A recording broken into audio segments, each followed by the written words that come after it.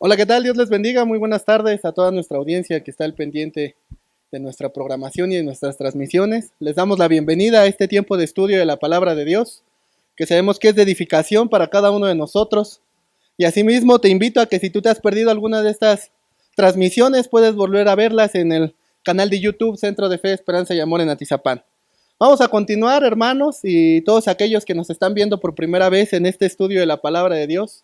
Estamos estudiando el libro de los Hechos. Como ustedes recordarán, pues ya venimos en el capítulo 4, ya hemos avanzado algo en este estudio y seguimos desarrollando, ¿verdad?, la historia que empezó en el capítulo 3 acerca del apóstol Juan, el apóstol Pedro, ¿verdad?, la sanidad de un paralítico. Y vamos a darle lectura a la palabra de Dios para continuar. Estamos en el capítulo 4, en el versículo 7 en adelante voy a darle lectura. Así que si tienes tu Biblia ahí contigo, acompáñame. Libro de los Hechos, capítulo 4, versículo 7 en adelante. Dice, y poniéndoles en medio, les preguntaron, ¿con qué potestad o en qué nombre habéis hecho vosotros esto? Entonces Pedro, lleno del Espíritu Santo, les dijo, gobernantes del pueblo y ancianos de Israel, puesto que hoy se nos interroga acerca del beneficio hecho a un hombre enfermo, de qué manera éste haya sido sanado, sea notorio a todos vosotros y a todo el pueblo de Israel, que en el nombre de Jesucristo de Nazaret, a quien vosotros crucificasteis y a quien Dios resucitó de los muertos, por él, este hombre está en vuestra presencia sano. Este Jesús es la piedra reprobada por vosotros los edificadores, la cual ha venido a ser cabeza del ángulo. Y en ningún otro hay salvación, porque no hay otro nombre bajo el cielo dado a los hombres en que podamos ser salvos. Amén. Hasta ahí dejamos nuestra lectura, hermanos. Vamos a continuar nuestro estudio.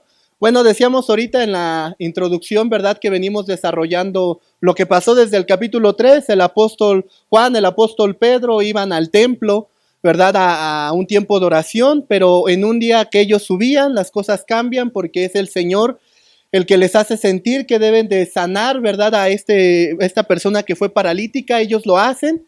Y veíamos hace 8 días que este evento pues provocó una gran aglomeración de las personas, ¿verdad? Porque como todos conocían a esta persona paralítica, pues se dieron cuenta, ¿verdad?, del cambio que hubo en sus vidas.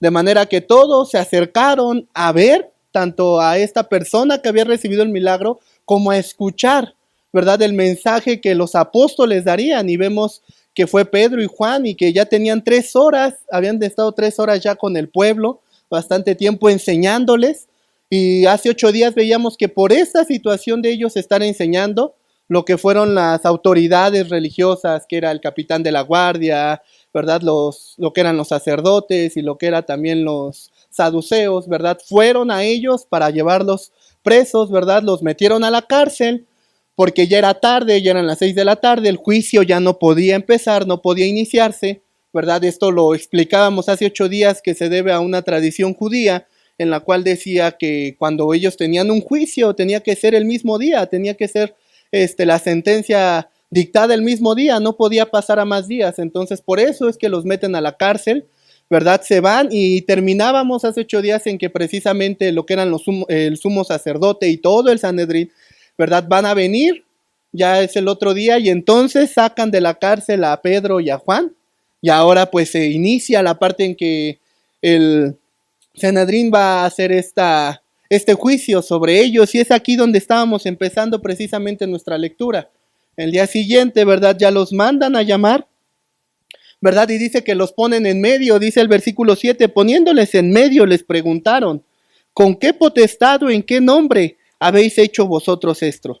¿Verdad? Aquí podemos aprender, hermanos, que lo que era el Sanedrín se reunía de una manera semicircular, un medio círculo, ¿verdad? Y estos eran los que iban a juzgar ahorita a los apóstoles, y ellos los ponían en medio, con el fin de poder intimidarlos. Ese era el fin con el cual las personas las ponían en medio. Todo el Sanedrín estaba enfrente ahora de los apóstoles, y vamos a ver que no solamente estaba el Sanedrín, sino también ciertos gobernantes del pueblo. Recordemos, ¿verdad?, que la razón por la cual los están arrestando fue porque ellos enseñaban al pueblo. Y recordemos que veíamos que la enseñanza era la manera en la cual precisamente el sistema religioso de esa época tenía el control de la gente, ¿verdad? Por eso veíamos cómo intervenían los fariseos, los sacerdotes, el poder político de cierta manera que había, los intereses económicos que verdaderamente había detrás de todo esto, y pues ellos controlaban todo este sistema, y que por eso ellos arrestaron a los apóstoles porque los apóstoles estaban enseñando. Y recordemos que decíamos que esta enseñanza, ¿verdad?, traía un cambio, traía una liberación al pueblo, ¿verdad? Lo cual pues a ellos no les gustaba porque ellos tenían precisamente el control de la sociedad. Entonces precisamente pues ya al momento de juzgarlos se van a juntar todos, ¿verdad? Y los van a traer en medio de ellos para de alguna manera tratar de infundir temor. ¿Para qué? Para evitar que ellos continúen enseñando, pero vamos a ver que el resultado no es así. Y es por eso, ¿verdad?, que le hacen la primera pregunta, que dice, ¿con qué potestad o en qué nombre habéis hecho vosotros esto? Podemos aquí ver, ¿verdad?, una pregunta a lo mejor muy diferente a la razón por la cual los habían encarcelado. Aquí no le están preguntando por qué enseñan al pueblo o por qué estaban enseñando al pueblo. Al contrario, aquí nada más les van a preguntar, ¿con qué potestad o autoridad o en nombre de quién han hecho esto? Ellos se referían a la sanidad del paralítico, ¿verdad? La sanidad de la persona enferma. Entonces, ellos parece que están desviando, ¿verdad? Lo que es el verdadero foco de ellos, lo están desviando a cuestión de juzgarlo por la sanidad que está pasando. Pero vamos a ver, vamos a aprender dos cosas de esta pregunta que ellos están realizando y que verdaderamente se va a esconder el propósito de que ellos persiguen, que es que ya no sigan enseñando. Lo primero es que les dicen con qué autoridad y en qué nombre. ¿Y por qué es importante saber en qué nombre es que lo hacían? Recordemos que para la cultura judía, hermanos, el nombre dado a la persona está intrínsecamente ligado a su alma y a su vida. Para ellos tiene un valor el nombre que ellos dan. Realmente para ellos el nombre es algo que actúa como un canal por medio del cual la fuerza vital fluye al cuerpo y tiene su propia forma y su esencia especial directamente ligados a las letras hebreas que forman su nombre. ¿Qué nos quiere decir esto? Pues que el nombre, ¿verdad?, en pocas palabras, transmitía la esencia de la persona. Es por eso que nosotros, hermanos, vemos y nos damos cuenta cómo es que Dios, cuando transformaba la esencia de las personas, les cambiaba el nombre y les daba un nombre nuevo. Si ustedes recuerdan, Jacob, por ejemplo, significa usurpador, ¿verdad? Y cuando transforma a Dios a Jacob por medio de todo el proceso que vivió, él le cambia el nombre y ahora le pone Israel. Lo mismo pasa también con Abraham, ¿verdad? Nosotros sabemos que primero era Abraham, pero que cuando le da el pacto, la promesa, le pone Abraham, ¿verdad? Y entonces, ¿por qué? Porque Abraham ya significaba padre de multitudes, de muchos pueblos. Y la promesa que él había recibido es que en él, en su simiente, serían benditas todas las naciones de la tierra. De manera, hermanos, que nos damos cuenta que cuando Dios transforma la esencia de una persona, le da un nombre nuevo, ¿verdad? Y eso también pasa con nosotros, hermanos. Dios nos va transformando, Dios quiere cambiar también esa esencia y Él nos dará un nombre nuevo. Por eso dice la Escritura, ¿verdad?, ahí en el Apocalipsis, en una de las iglesias, que una de las promesas que Él da es que le dará un nombre nuevo, escrito en una piedrecita blanca, la cual solamente Dios y la persona saben. ¿Por qué? Porque Dios nos va transformando. Dios va cambiando nuestra esencia para transformarnos a imagen y semejanza de su Hijo, y es por eso que el nombre, ¿verdad?, es importante, y para la cultura judía pues definitivamente lo era lo que ellos querían saber. ¿En nombre de quién lo has hecho? ¿Por qué? Porque el saber en nombre de quién lo está hecho, no solamente están sabiendo la autoridad, sino están sabiendo precisamente la enseñanza de la cual viene. No es lo mismo, ¿verdad? A lo mejor que los apóstoles hubieran dicho, lo hacemos en nombre de Dios. Bueno, pues todos sabían que el único Dios verdadero es el de Israel, entonces no había problema. El problema era que los apóstoles no pertenecían al círculo de enseñanza de ese momento de lo que era la religión en todo esto, lo que era el judaísmo y el sistema que existía, ¿verdad? Por eso es que le preguntan en qué nombre lo están haciendo, ¿verdad? Porque lo vamos a ver en los siguientes versículos que ellos van a decir que lo hicieron en el nombre de Jesucristo de Nazaret. Y si nosotros recordamos el nombre de Jesús, aunque es en griego, es del hebreo de Josué y significa Salvador. O sea que podríamos traducir que si ellos respondieran, también diría, lo hicimos en nombre del Salvador, el milagro que ellos están haciendo. Por eso es que le preguntan, ¿en nombre de quién lo has hecho? ¿Verdad? Pero también le preguntan, ¿y en potestad de quién? ¿O bajo la autoridad de quién? ¿Verdad? Porque recordemos que en el mayor de los casos, ¿verdad? Al hacerles también esta pregunta, ¿en autoridad de quién? Pues definitivamente ellos tenían que haber dado el nombre. Y al dar el nombre ellos tenían o precisamente quién los había investido con esa autoridad o no tenían quién les había dado esa autoridad y por ende pues iban a ser culpables de lo que está pasando. Pero es aquí precisamente en donde le preguntan a los apóstoles con qué potestad y con qué autoridad, donde en pocas palabras le están preguntando, bueno, ¿y tú qué estabas enseñando? Aunque ellos lo disfrazaron, ¿verdad? Para enfocarlo en la sanidad, realmente lo que quieren saber es qué están enseñando. Y recordemos que esta pregunta de con qué autoridad haces las cosas no era nueva. Al mismo Señor Jesucristo se le hicieron. A él le dijeron, dinos, ¿con qué autoridad haces estas cosas? ¿Verdad? Y el Señor Jesucristo pues les regresó con una pregunta y les dijo, bueno, yo también les voy a hacer una pregunta y entonces les voy a contestar. ¿Verdad? ¿Era del cielo lo que estaba haciendo Juan o era de los hombres? ¿Por qué? Porque el Señor Jesús sabía que realmente a ellos no les importaba, no les estaba interesando las sanidades que el Señor Jesús estaba haciendo, sino que precisamente estaba corrompiendo el sistema que ya existía en ese tiempo. Entonces, por eso que a él le preguntan también con qué potestad y con qué autoridad. Y ahora sabemos que esto también es importante, hermanos, dentro de un juicio. Porque si ustedes recuerdan, ¿verdad? Lo vamos a ver más adelante, pero si ya has tenido la oportunidad de leer el libro de los Hechos, te vas a dar cuenta que cuando Pablo, ¿verdad? Inicia la persecución, o Saulo de Tarso, ¿verdad? Inicia la persecución, dice que él fue hacia Damasco, ¿verdad? Pero que llevaba cartas del sumo sacerdote. ¿Qué eran esas cartas? Cartas de autoridad. Precisamente que si a él le hubieran preguntado, bueno, ¿y tú quién te manda? ¿Quién te manda aquí? Porque recordemos que aquí en donde están ahorita los apóstoles, que es con el Sanedrín, son los máximos representantes ya de toda la nación que hay en Israel, porque en toda la nación de Israel había como, vamos a decirle, pequeños representantes, ¿verdad? De esas naciones, que las cuales precisamente pues le iban a preguntar al apóstol, pues, ¿a qué has venido? ¿O quién te manda? Por eso es de que él lleva esas cartas de autoridad y cuando él es juzgado por los judíos después de que él vive su proceso, de que es transformado y todo eso ya lo encontramos más o menos por el capítulo 19, 20, ¿verdad? Vemos toda esta parte cuando a él, ¿verdad? Lo está juzgando la autoridad romana, el mismo apóstol Pablo dice, yo recibí cartas del sumo sacerdote.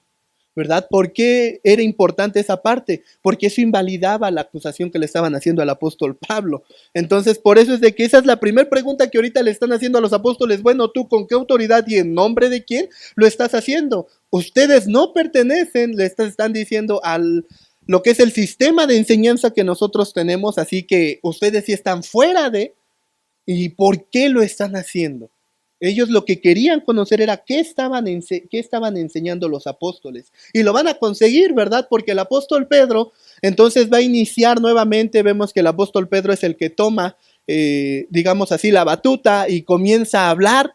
Pero en eso que él va a hablar, va a explicar, va a responder a esta pregunta, pero también va a presentar el evangelio a quienes le acusaban.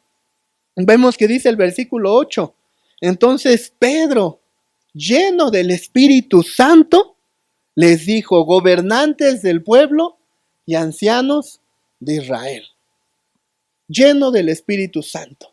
¿Por qué es importante esto que vemos que dice que Pedro fue lleno del Espíritu Santo? Por dos cosas. La primera, hermanos, es que aquí vemos el cumplimiento precisamente de la promesa que el Señor Jesús les había dicho en Marcos. Recordemos que allí en Marcos 13:11 decía que iban a ser entregados, que iban a ser llevados delante de las autoridades y les dice el Señor, pero cuando os trajeren para entregarlos, no se preocupen por lo que habéis de decir, ni lo penséis, sino lo que os fuere dado en aquella hora, eso hablad, porque no sois vosotros los que habláis, sino el Espíritu Santo. Y aquí se está cumpliendo eso. Los habían traído, ¿verdad?, para enjuiciarlos, para preguntarles, y ellos, ¿verdad?, se van a dar más cuenta más adelante que van a decir, siendo del vulgo, sin letras, ¿verdad?, se dan cuenta que hablaban y que habían estado con Jesucristo de Nazaret, porque vemos la promesa cumplida de que es el Espíritu Santo el que nos llena, el que nos capacita para continuar llevando el mensaje. A veces, ¿verdad, hermanos? Nosotros nos llegamos a detener como iglesia o dudamos porque creemos que no tenemos la capacidad, el conocimiento para hacer ciertas tareas. Pero la realidad, hermanos, es que el único que nos puede capacitar para hacer esas tareas que nos encomendó el Señor Jesucristo es el Espíritu Santo. Por eso es de que nosotros debemos depender del Espíritu Santo. Y el hecho, ¿verdad? La segunda cosa que podemos aprender, que nuevamente el Espíritu Santo se ha mencionado, nos recuerda y nos enseña una y otra vez a través de todo este libro que esta obra no está funcionando ni está caminando por los apóstoles, sino que está caminando por la función del Espíritu Santo a través de la vida de los apóstoles. Y recordemos, ¿verdad? Como lo he mencionado en otras ocasiones, no es el libro de los Hechos solo algo que nos narra un acontecimiento histórico, ¿verdad?, de la iglesia primitiva.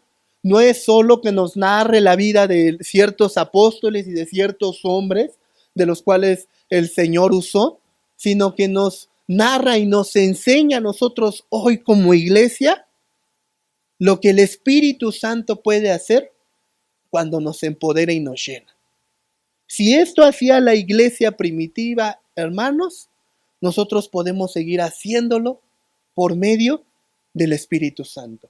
Por eso es que debemos de buscar el ser llenos del Espíritu Santo para con denuedo, ¿verdad? También como lo dice la palabra, nosotros presentar el mensaje del Evangelio.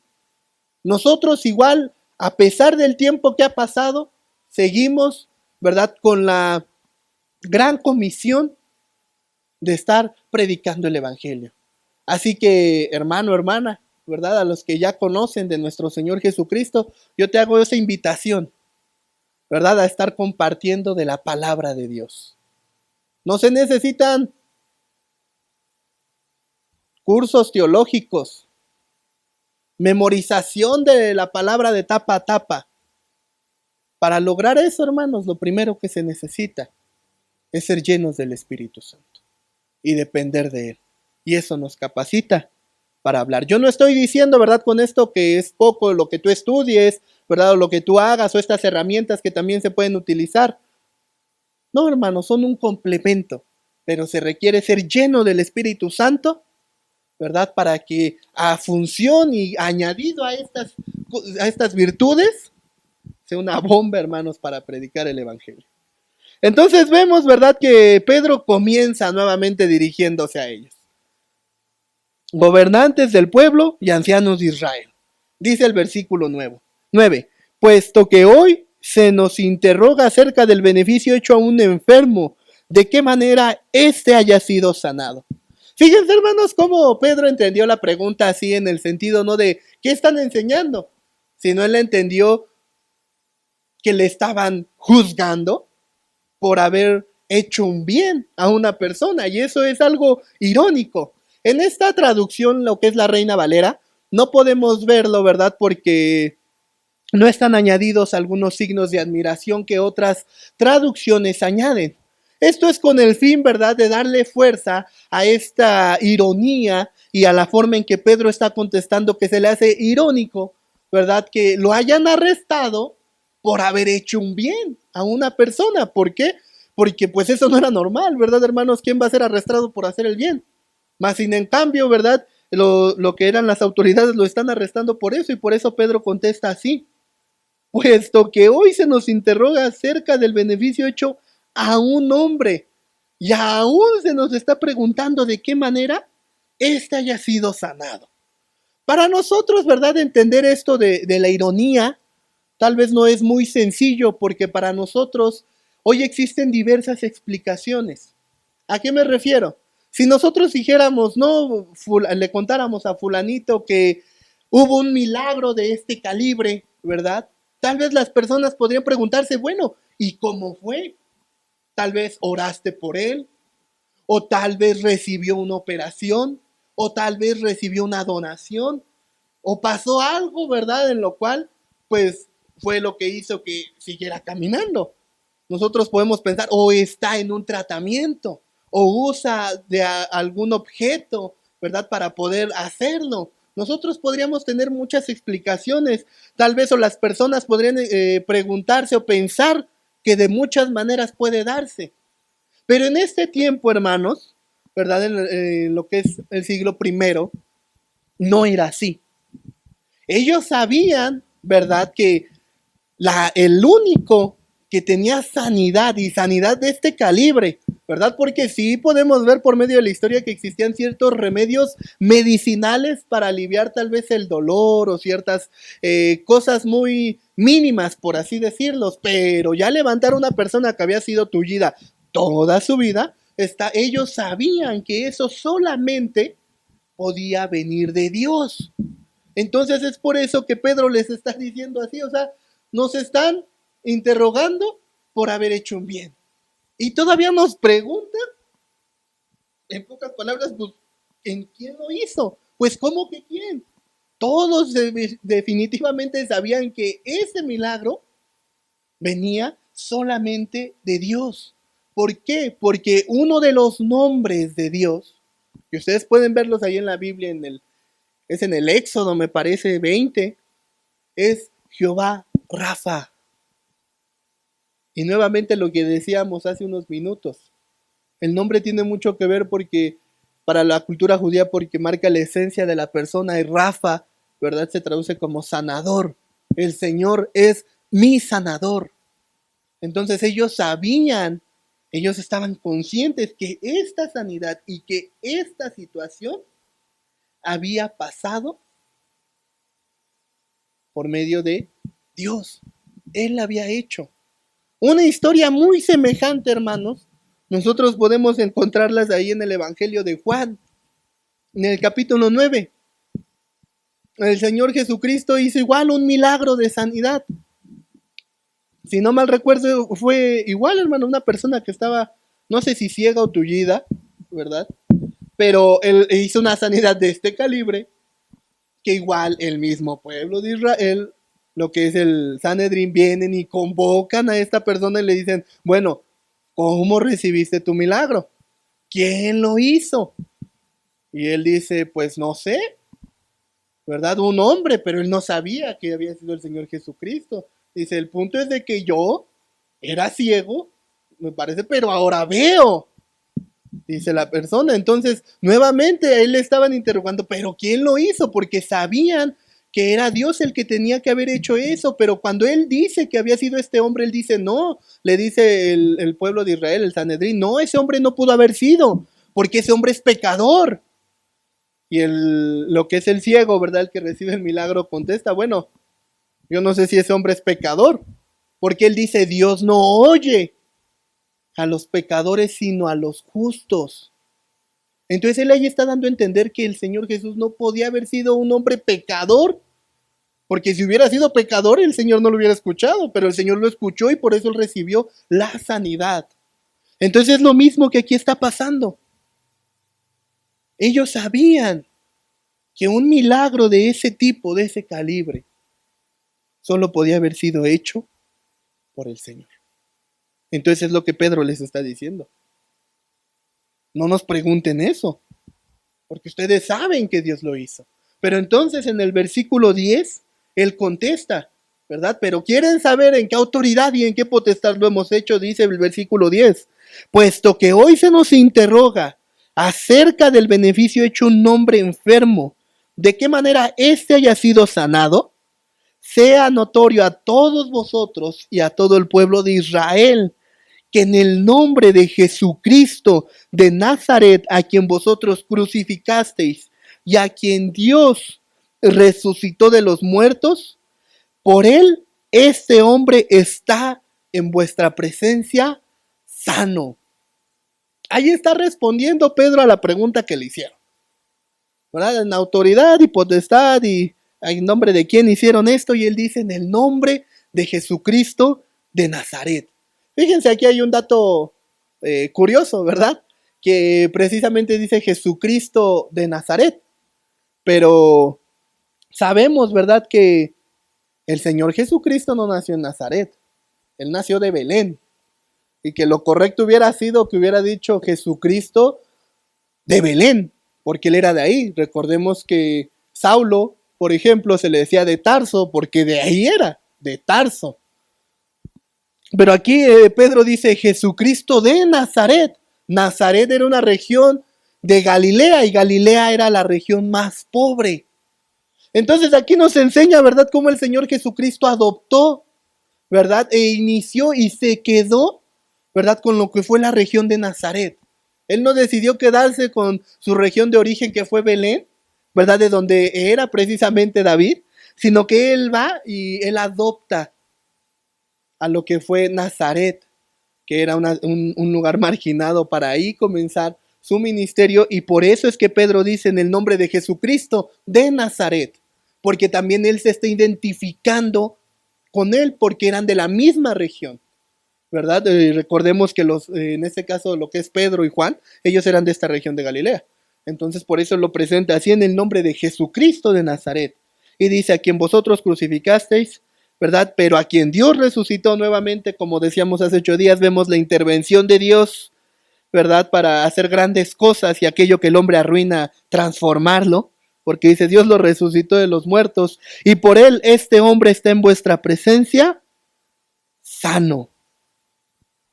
Fíjense, hermanos, que aquí también hay otro dato interesante, que cuando Pedro usa la palabra sano, él está utilizando una palabra griega que es soso, ¿verdad? Pero esta palabra se traduce como salvación y como sanidad. Significan lo mismo.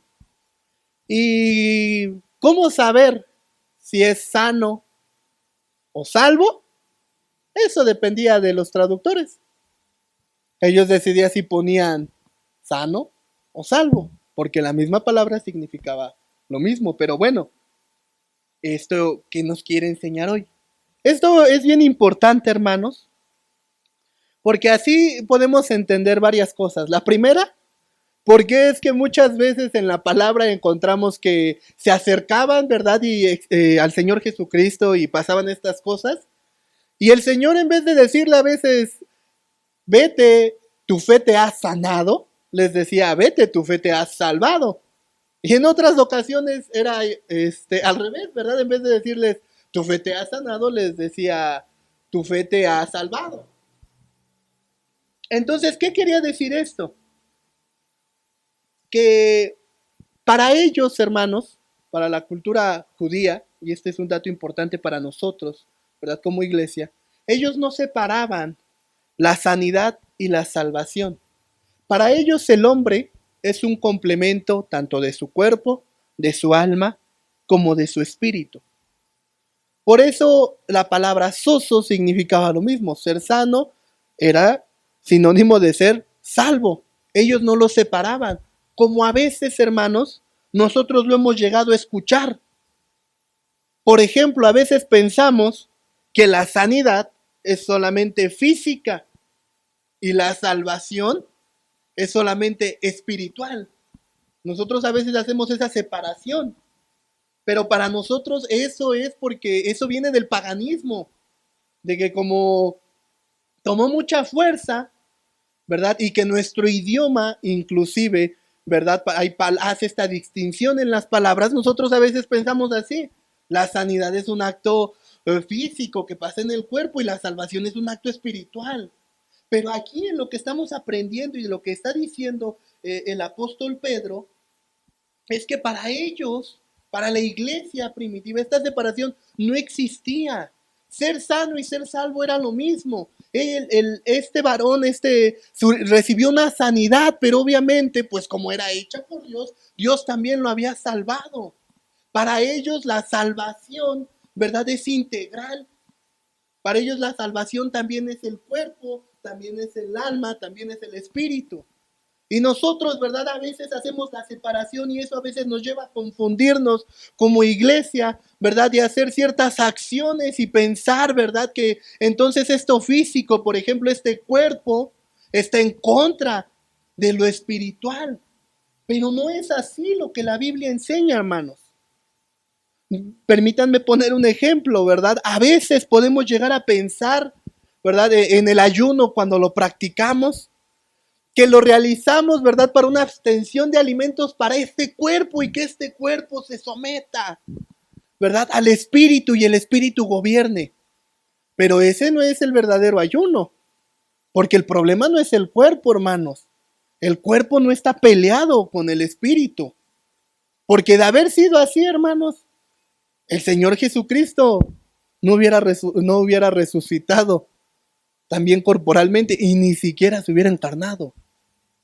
Nosotros a veces llegamos a pensar precisamente que existe esa separación.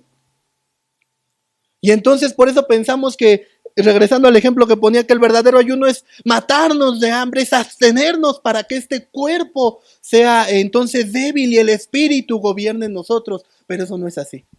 Si ustedes, por ejemplo, recordarán también aquí en lo que es el libro de los Hechos, en una de las predicaciones o los lugares a los que visitará el apóstol Pablo, dice que en uno de ellos se encontró con los epicúreos y con los estoicos. ¿Sabes cuál era la forma de pensar de estas dos corrientes? Ellos pensaban, ¿verdad? Por un lado, unos decían, no, lo importante es la obtención de todo lo físico para que este cuerpo precisamente sufra, ¿verdad? Y se alcance lo espiritual, se llegue a ese grado espiritual más alto. Y el otro lado era todo lo contrario. Ellos pensaban, no, no, no, hay que darle libertad, ¿verdad? Al cuerpo, hay que hacer con él lo que sea, porque al final, ¿verdad? Solamente se vive una vez y hay que disfrutarlo. Entonces estas dos corrientes, ¿verdad? Circulaban por ese tiempo y afectaron inclusive, hermanos, a la iglesia. En Corintios se dio ese caso. Fíjense que ahí en la carta a los Corintios precisamente es donde al apóstol Pablo le preguntan, ¿verdad? ¿Qué pasa con el aspecto sexual? Y dice que algunos decían, todo me es lícito, ¿verdad? Así como el estómago es hecho para la comida y la comida para el estómago, ellos decían, el cuerpo es hecho para la satisfacción sexual y la satisfacción sexual es hecha para el cuerpo. No le daban esa importancia al cuerpo, ellos creían precisamente que lo importante era el alma. Era el espíritu, que eso se salvara, que eso, ya en haber aceptado a Cristo, eso ya era salvo y el cuerpo no importaba. Y Pablo les dice, no, se equivocan, porque el Señor los resucitará y resucitará su cuerpo. Entonces es por eso, hermanos, que Pedro usa esta palabra, o que nosotros podemos ver en el griego, que te la vuelvo a recordar, es oso, ¿verdad? Que significaba sanidad y salvación, porque él estaba enfatizando que la salvación de Cristo era integral y salvaba tanto el alma como el cuerpo. Entonces, esa parte, ¿verdad? Es también para nosotros como iglesia muy importante, porque va a aclarar la misión que nosotros como iglesia tenemos. No solamente es el rescatar las almas, sino también el ser una diferencia en el plano físico. Porque si pensamos un poquito, hermanos, en lo que está pasando, fíjense, en medio de todo este acontecimiento que venimos desarrollando, ¿en qué momento el apóstol Pedro y el apóstol Juan evangelizaron a esa persona que era coja de nacimiento? ¿En qué momento le hablaron del evangelio? Si tú lees el capítulo 3, te vas a dar cuenta que en ningún momento le hablaron. Lo que le estaba pidiendo a aquella persona, ¿verdad? Que estaba tullida, era dinero. Ella quería dinero. Y dice la escritura, él los miraba, esperando recibir algo. Y ellos lo sanaron. Y por eso es que por esa sanidad, esa persona se convirtió, y de ella dice la escritura, ¿verdad? Que se convirtieron también 5,000 varones. Pero dése cuenta cómo el evangelio es integral, hermanos. No solamente es de predicarles el evangelio de Jesucristo, sino también responder a la necesidad que las personas están pasando. El evangelio tiene que afectar el presente de la vida de la persona. Tiene que afectar nuestro presente, hermanos. Por eso aquí les dice el apóstol Pedro, en el nombre de Jesucristo de Nazaret, este está aquí sano en presencia de ustedes. Continúa el versículo 11. Este Jesús es la piedra reprobada por ustedes, los edificadores, la cual ha venido a ser cabeza del ángulo. Pedro aquí está aludiendo al Salmo 118, ¿verdad? Que es un salmo de victoria, en este caso de David, y los acusa, ¿verdad? Los acusa al pueblo, en este caso a los gobernantes, ¿verdad? A los ancianos de Israel, de haber desechado el fundamento y el cimiento que ellos deberían de haber puesto para la nación de Israel. Como ellos se les había dado la ley era para llevarlos a este cimiento, a ponernos no bajo un sistema religioso, sino a preparar el camino precisamente para la venida del Señor. Porque precisamente cuando hace, ¿verdad?, alusión a la piedra angular, ¿verdad?, que como dice aquí es la cabeza del ángulo.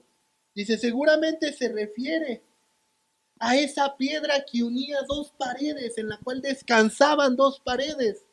Y eso, hermanos, lo vemos que se cumple, porque más adelante en sus cartas el apóstol Pablo diría que la obra del Señor Jesucristo vino a derribar la pared intermedia, vino a derribar aquel muro de separación y a hacer de los dos pueblos uno solo. En otras palabras, antes las promesas de Dios, las bendiciones de Dios descansaban solo sobre la nación de Israel. Si tú no eras israelita o no te hacías, ¿verdad?, parte de ellos, tú no podías, ¿verdad?, ser parte de la bendición de Dios, y aún convirtiéndote, hermano, ¿verdad?, al judaísmo en aquel tiempo, no eras acreedor a todo, ¿verdad? Se te seguía considerando un extranjero. Antes así estaba limitado la enseñanza, las promesas a una nación, a un pueblo.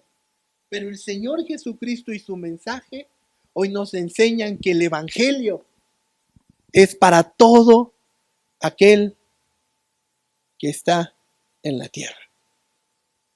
Amigo, amiga que nos estás escuchando por primera vez, este mensaje del Evangelio es también para ti. Y tú puedes participar de las promesas de Dios si crees en el nombre de Jesucristo de Nazaret. Este mensaje no es solo para la iglesia, sino es para todos aquellos que no han escuchado de la bondad, la misericordia y el amor de Dios que manifestó a través de su Hijo Jesucristo. Por eso es que aquí el apóstol Pedro, regresando al tema, les dice, ustedes desecharon la piedra reprobada. No seamos como la nación de Israel que desechó el mensaje del Evangelio.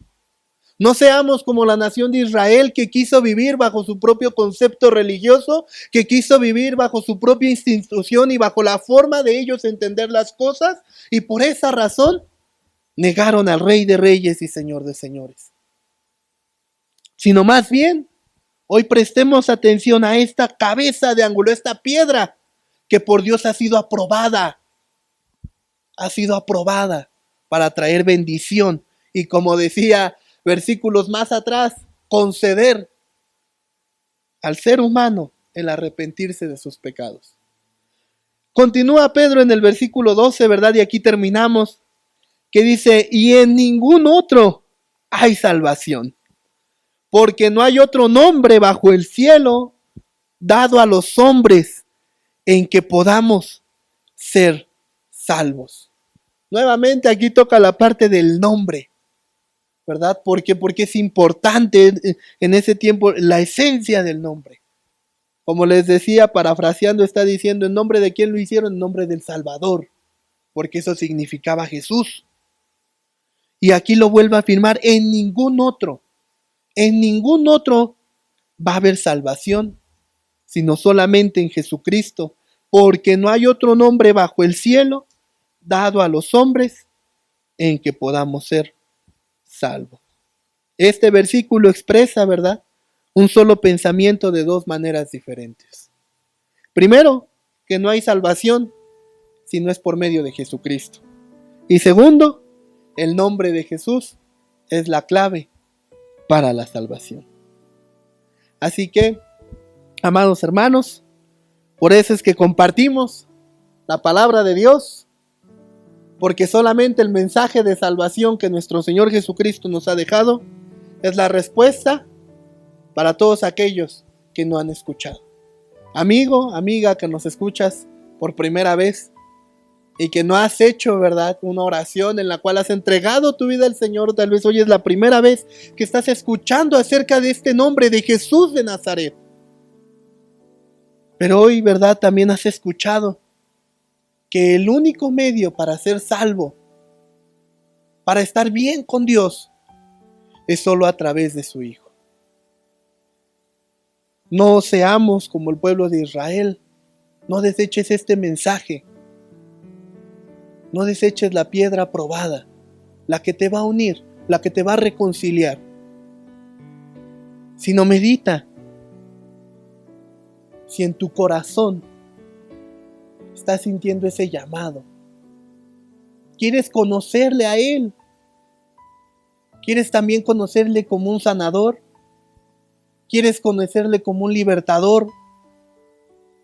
Hoy en esta tarde tú puedes hacerlo a través de una oración.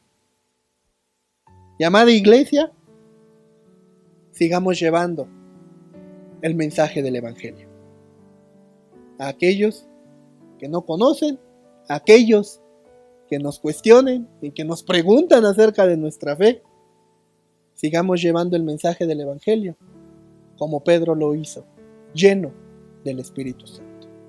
Así que antes de orar, voy a hacer una invitación a todas aquellas personas que nos están escuchando por primera vez. Si tú quieres hacer una oración para entregar tu vida al Señor Jesucristo, ¿verdad?, y comenzar en este camino, simplemente te voy a pedir que ahí donde estás, repitas la misma oración que yo voy a hacer contigo. Padre,